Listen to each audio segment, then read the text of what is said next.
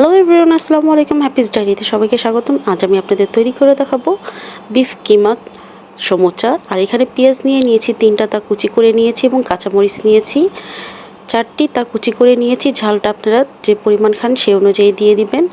আর আমি গরু মাংসের কিমা নিয়েছি, তা সিদ্ধ করতে দিয়েছি একটু 1 চা চামচ দিয়েছি আমি আদা রসুন পেস্ট, আর লবণ দিয়েছি 1/2 চা চামচ দিয়ে সিদ্ধ করতে দিয়েছি। আর এখানে যে পেঁয়াজ আর কাঁচামরিচটা আমি একটু লাল করে নিচ্ছি, সেটার মধ্যে আমি দিয়ে দিলাম টমেটো সস 1 চা চামচ পরিমাণ দিয়েছি। আর যে সেদ্ধ হয়ে গিয়েছে আমার কিমাটা 1 কাপ পরিমাণ নিয়েছিলাম, তাই এটার সাথে আমি একটু ভেজে নেব যাতে মশলাটা মাখা মাখা হয়। আর এখানের মধ্যে আমি দিয়েছিলাম সামান্য পরিমাণ কালো গোলমরিচ, মানে 1/2 চা চামচ পরিমাণ কালো গোলমরিচ দিয়েছি। আর কোনো প্রকার আমি এখানে মশলা ব্যবহার করব না, মানে সিম্পলের মধ্যে অনেক মজা হবে। আপনারা একবার হলো এইভাবে ট্রাই করে খেয়ে দেখবেন, আশা করি আপনার কাছে অনেক ভালো লাগবে। আমার পুরটা রেডি হয়ে যাচ্ছে। আর যখন পেঁয়াজটা একটু নরম হয়ে যাবে তখন আমি এটা পুরের জন্য আগে ফার্স্টে ঠান্ডা করে নিব, দেন আমি ফিলো শিট ব্যবহার করব। আমি সুপার শপের যে ফিলো শিট এখন পাওয়া যাচ্ছে সেটাই আমি ব্যবহার করছি। বাজারে কেনা ফিলো শিট দিয়ে আমি তৈরি করব, চাইলে আপনারা বাসায় তৈরি করে নিতে পারেন। আর আমার কিমার পুরটা রেডি হয়ে গিয়েছে, দেখতে বেশ লোভনীয় হয়েছে। চাইলে আপনারা এভাবেও খেতে পারবেন ভাতের কিংবা রুটির সাথে। আমি ফিলো শিটটা নিয়েছি আর সমান 2 ভাগে ভাগ করে নিচ্ছি। আর ফিলো শিট অনেকগুলো থাকে, 180 টাকা নিয়ে থাকে। আমি কাজী ফার্মসের ফিলো শিটটা নিয়েছি। আর এভাবে করে আমি একটা একটা করে আস্তে আস্তে করে ফিলো শিটগুলো খুলে নিব।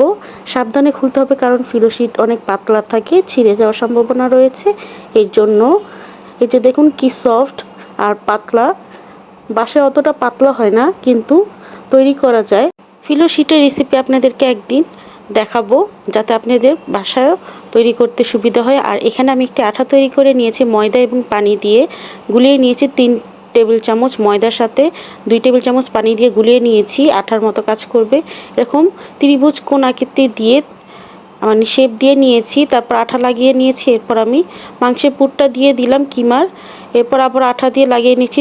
আর এতে করে খুলে যাবে না, এরকম করে ভাঁজ দিয়ে দিয়ে আঠা দিয়ে লাগিয়ে নিয়েছি। আর এই সমুচাটা খেতে বেশ মজার হয়, মুচমুচে হয়। এইরকম সমুচা হয় আর কোণ শেপের সমুচা হয়। আমাদের দেশে এই 2 ধরনের সমোচা হয়ে থাকে। আর আমার কাছে তো এই ত্রিভুজ আকৃতির সমোচাটা বেশি ভালো লাগে। আবারও আঠা দিয়ে লাগিয়ে নিলাম, মানে ময়দার যে আঠাটা তৈরি করেছিলাম তা দিয়ে লাগিয়ে নিচ্ছি। ঠেসে একটু পুরটা ভরতে হবে, তাহলে সমোচাগুলো দেখতে যেমন সুন্দর হবে, খেতেও ভালো লাগবে, না হলে ভালো লাগবে না। দেখেন আমারটা রেডি হয়ে গিয়েছে। এরকম করে আমি সমস্ত সমোচাগুলো আমি তৈরি করে নিলাম। কিছু আমি ফ্রোজেন করব, একটা বক্সে রেখে দেব। আপনারা দীর্ঘ 1 মাস ধরে সংরক্ষণ করতে পারবেন।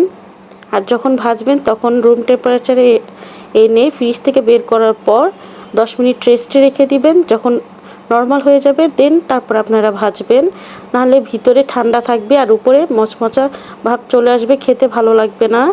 আর এখন আমি এখানে তেল গরম করতে দিয়েছি। তেলটা যখন গরম হয়ে আসবে তখন আমি এগুলি মুচমুচে করে সোনালি আকারে করে ভেজে নেব। আর এটা ভাজতে বেশি টাইম লাগে না, 1 মিনিটেরও কম সময় লাগে। আর এখন আমি মুচমুচে করে ভেজে নেব। তেলটা যখন মানে ফুটতে শুরু করবে, মানে হালকা গরম হবে, তখন আমি এগুলি ভেজে নিয়েছিলাম। আমার আজকের এই রেসিপি ভালো লাগলে প্লিজ আমার চ্যানেলটি সাবস্ক্রাইব করবেন, আমার পাশে থাকবেন। নিত্য নতুন রেসিপি পেতে চাইলে আমার নোটিফিকেশনটি ওপেন করে রাখবেন, যাতে নিত্য নতুন রেসিপি আপনারা সহজে পেয়ে যান। দেখেন দেখতে যেমন সুন্দর হয়েছিল, খেতে বেশ অসাধারণ মজার হয়েছিল। বাসায় অবশ্যই ট্রাই করে দেখবেন। কমেন্ট বক্সে জানাতে ভুলবেন না আমার আজকের রেসিপিটি কেমন হয়েছে। আজ এই পর্যন্ত।